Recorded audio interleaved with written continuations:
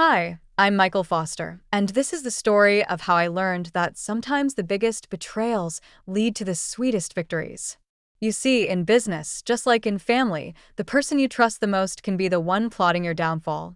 But they often forget to check what's really beneath their feet before they push you off the cliff. Let me take you back to where it all began. Foster Technologies wasn't always the $100 million company it is today. 15 years ago, it was just a struggling IT consulting firm my father had built from scratch. Dad was brilliant with technology, but terrible with business. By 2010, we were 3 months away from bankruptcy, and my father's health was failing under the stress. I was 25, fresh out of business school, while my older brother James was 30 and already a familiar face in the local nightlife scene. Dad had always favored James, the charming firstborn who could talk his way out of anything. But charm doesn't pay the bills, and James's party lifestyle had already cost the company several major clients. I still remember that rainy Tuesday when I found Dad slumped over his desk, tears in his eyes, looking at our latest financial reports. "It's over, Michael," he whispered, his voice broken. "Everything I built. I'm going to lose it all." Something in me snapped that day. I couldn't watch my father's dream die, even if he had always seen me as second best. While James was out spending company money at exclusive clubs, I started working 18-hour days. I learned every aspect of the business, met with every client, and reviewed every contract. Mom worried about me. "Michael, you need to rest," she'd say, bringing dinner to my office at midnight. "You can't save the company by yourself." But that's exactly what I did. The first year was brutal. I restructured our debt, cut unnecessary expenses, including James's entertainment budget, and personally visited every major client we'd lost. Many slammed their doors in my face, but I kept coming back. Persistence pays off. By the end of that year, we were breaking even. James found it hilarious. Look at little Mikey playing businessman. He'd mock whenever he bothered to show up at the office. Dad's still going to put me in charge, you know. I'm the oldest. I ignored him and focused on work. Over the next 5 years, I transformed Foster Technologies from a simple IT consulting firm into a full-service digital transformation company. We developed proprietary software solutions, expanded into cloud services, and built a reputation for excellence in the industry. The company grew exponentially. From $2 million in revenue, we hit $10 million, then $50 million, and finally crossed the $100 million mark last year. Our staff grew from 20 to over 500, and we opened offices in 3 countries. Dad's health improved as the company flourished, but his favoritism didn't change. Every success was somehow attributed to James's leadership, even though he spent most of his time planning his next vacation. At family dinners, Dad would praise James's business acumen while I sat quietly, going through quarterly reports on my phone. I didn't care about the credit. I cared about the company, our employees, and the legacy we were building. Besides, I had my own plans. What nobody knew, not even my father, was that I had been carefully documenting everything over the years. Every decision James sabotaged, every client he lost, every dollar he wasted. More importantly, I had been quietly building relationships with our key clients, making myself indispensable to their operations. I also had another secret, one that would turn out to be crucial during the company's darkest days. When we were nearly bankrupt, I had used my own savings and taken out personal loans to keep us afloat. In exchange, I had received shares, lots of shares. The paperwork was buried in mountains of corporate documentation, but I legally owned 40% of Foster Technologies. Or, at least, I thought that would be enough to protect me. I couldn't have been more wrong. Last month, everything changed. Dad announced his retirement, and everyone expected him to name me as his successor. After all, I had been effectively running the company for years. Even James had been showing up to work more often, probably sensing the change coming. The shareholders' meeting was set for Friday afternoon. All major stakeholders were present, including our board members and key investors. I prepared a comprehensive presentation about our growth strategy for the next 5 years. Dad stood up to make his announcement. I noticed James smirking in his seat, but I didn't think much of it at the time.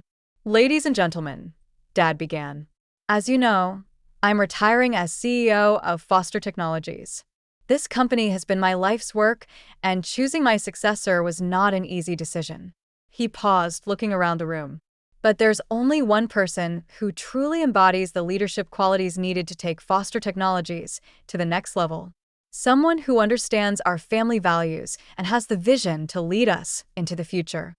I sat straighter in my chair, ready to accept the responsibility I had been preparing for all these years. My son, James Foster, will be taking over as CEO, effective immediately. The room went silent. I felt like I had been punched in the gut. But Dad wasn't finished.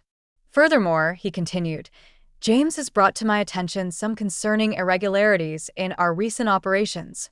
It seems that certain individuals have been making unauthorized decisions and potentially compromising our company's integrity." James stood up, holding a folder.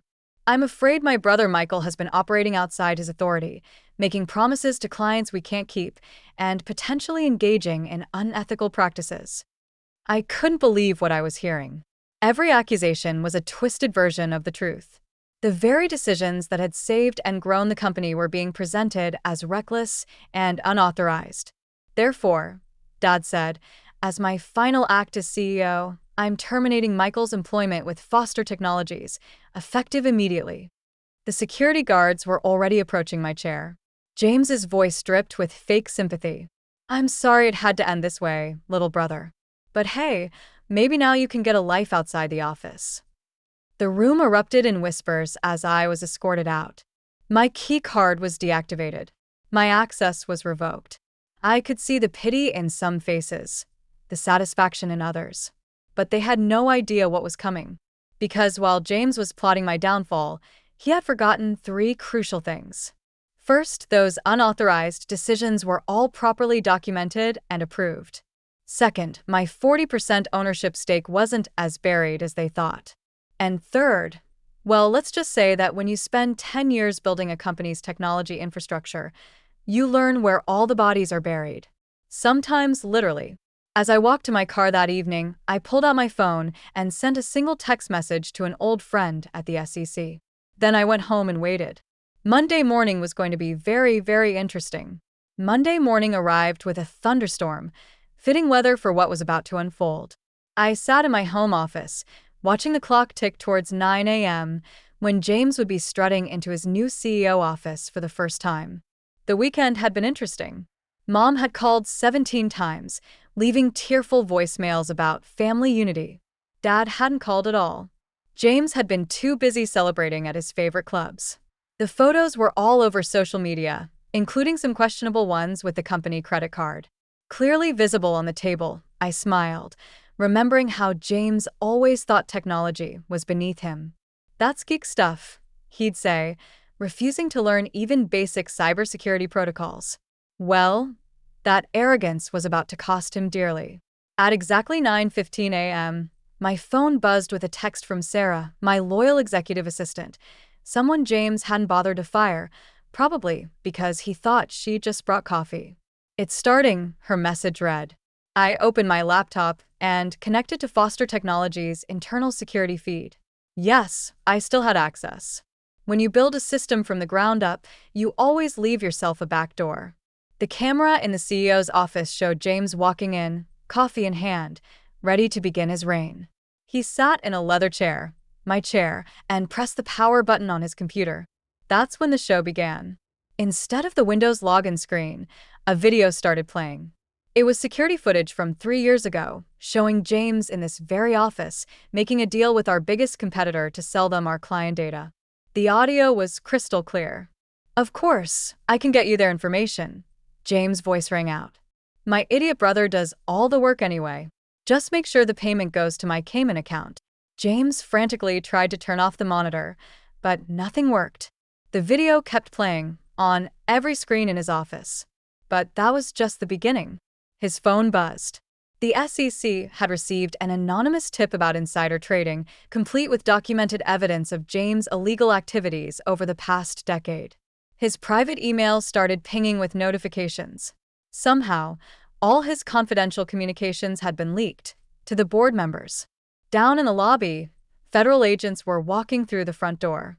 I watched through the security feed as James' face shifted from confusion to panic. He tried calling Dad, but Dad's phone was busy, probably because he was getting his own set of revelations about his beloved firstborn's activities. At 9:30 a.m., Sarah walked into James' office. "Mr. Foster," she said calmly, "the board members are requesting an emergency meeting. Also, there are some federal agents here to see you." James started sweating. "Tell them I'm busy. Cancel everything. And get IT up here to fix these damn computers." Sarah smiled politely. "I'm afraid that won't be possible. You see, the entire department just resigned. They sent a company-wide email explaining why. Something about loyalty to the person who actually built this company." What? "They can't do that. We have contracts." Sarah placed a folder on his desk. Their contracts were with a subsidiary company that holds all our intellectual property rights. A company that, as of this morning, is no longer affiliated with Foster Technologies. James' hands shook as he opened the folder. Inside was a simple document showing the ownership structure of Foster Innovation Labs, the subsidiary I'd quietly created years ago. The company that actually owned all our patents, software, and client contracts. And I owned 100% of it. But the clients," James stammered, "have already been informed of the change in management," Sarah said smoothly. "Most have already signed new contracts directly with Foster Innovation Labs. It seems they prefer working with the person who actually handled their accounts all these years." The color drained from James' face as he finally understood. Every piece of technology that made Foster Technologies valuable. Every client relationship that kept it profitable. Every key employee who made it run. They were all loyal to me. He had stolen an empty shell. The office door opened again. 2 FBI agents walked in, followed by Mr. Patterson, our chief legal counsel. "James Foster," one agent said. "We need to ask you some questions about certain financial transactions." "You can't do this," James shouted, looking wildly around the room. "I'm the CEO. I'm in charge here." Mr. Patterson cleared his throat. Actually, about that, he pulled out another document. "The board just concluded an emergency meeting. Given the circumstances, they voted to remove you as CEO, effective immediately." "They can't do that. I own." "You own shares in Foster Technologies," Mr. Patterson corrected. "A company that, as of 9 o'clock this morning, has no intellectual property, no major clients, and no core development team. I believe the stock price reflects that reality." James lunged for his computer, probably to check the stock ticker, but of course, his screen was still playing videos of his various illegal activities over the years. As James was escorted out of the building by federal agents, his designer suit wrinkled and his face ashen, I sent one final company-wide email from my remote access. "You have a choice. Stay with a sinking ship, or join us at Foster Innovation Labs, where innovation and integrity actually mean something. Your jobs are secure. Your benefits will be better. And most importantly, your hard work will be respected." Within an hour, 90% of the staff had accepted the offer. But my revenge wasn't complete yet. There was still the matter of dear old Dad's retirement fund. The fallout was spectacular. Within 24 hours, Foster Technology stock had plummeted 70%. News of James' arrest made headlines in every major business publication. Tech CEO arrested on multiple fraud charges. Foster Technologies in freefall as scandal erupts. But I wasn't done yet. 3 days after James' arrest, I sat in my new office at Foster Innovation Labs headquarters, a modern building I'd secretly purchased 6 months ago. Sarah walked in with a familiar face. "Mr. Goldman, Dad's financial advisor." "He's been calling nonstop," Mr. Goldman said, looking uncomfortable. "Ever since he realized that his retirement fund is worthless. Because he invested everything in Foster Technology stock, I finished for him." Dad had always bragged about having skin in the game, keeping his entire retirement portfolio in company shares. It was poor financial planning, but he'd never listened to advice about diversification. Now, those shares were worth pennies on the dollar. "Your father is desperate," Mr. Goldman continued. "Mrs. Foster, your mother, she's worried they might lose the house." I leaned back in my chair, thinking about all the times Dad had dismissed my warnings about James' behavior. All the times he'd attributed my success to luck rather than hard work. Set up a meeting, I finally said. Tomorrow, 10 a.m. Here. The next morning, my parents arrived at Foster Innovation Labs. Mom looked like she'd been crying. Dad looked like he'd aged 10 years in a week. They sat across from me in the visitor chairs, the same model as the ones Dad used to make me sit in while he lectured me about real leadership. Son, Dad began, his voice shaking. I know I made mistakes, I interrupted quietly. You let James destroy evidence of his crimes. You helped him embezzle company funds. You were complicit in fraud that hurt our employees, our clients, and our shareholders. I didn't know, he tried to protest. You knew. I cut him off. You just didn't care because James was your golden boy, and I was just the backup plan. Mom started crying softly. I handed her a tissue. But that's not why you're here, I continued. You're here because you're broke. Because the company's shares that were supposed to fund your retirement are worthless. Dad slumped in his chair. Michael, please. We're family. Family? I smiled, without humor. Was I family when you let James take credit for my work? Was I family when you fired me in front of the entire company? I pulled out a folder. I had learned that dramatic revelations were more effective with proper documentation. Here's what's going to happen. Foster Innovation Labs will buy back your shares in Foster Technologies at their original purchase price. Their eyes widened with hope. But I wasn't finished. There are conditions, I continued. First, you both sign a non-disclosure agreement about James' activities. Second, you retire quietly to that house in Florida you always talked about. Third, you stay out of my business completely. You do that for us? Mom whispered. Not for you, I corrected. For the scared 12-year-old boy who used to believe his father hung the moon. He deserved better than what you gave him. Dad started to speak, but I held up my hand. One more thing. The money comes with a trustee, someone who will make sure you don't gamble it away on another one of James' schemes. Monthly allowance, investment restrictions, the whole package. You don't trust us? Dad said sadly. You taught me that lesson very well. They signed the papers. As security escorted them out, Dad turned back one last time. I was wrong about you, son. You're a better businessman than I ever was. No, Dad, I replied. I'm just better at remembering who my real enemies are. 5 years have passed since then. Foster Innovation Labs is now a billion-dollar company, known for its cutting-edge technology and ethical business practices. James served 2 years in prison and now works as a bartender in Vegas. Mom and Dad live quietly in Florida, sending occasional postcards that I never answer. Last week, I received an invitation to speak at my old business school. The topic? The importance of integrity in family business.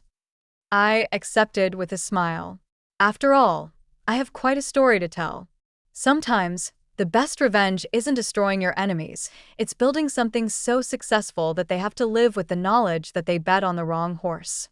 And as for those who wonder how the quiet one, the careful one, the backup plan pulled off such a complete victory, well, let's just say that while the peacocks are busy showing off their feathers, the eagles are watching, waiting, and planning their next move. Because in business, just like in life, it's not about who starts at the top. It's about who's still standing when the dust settles.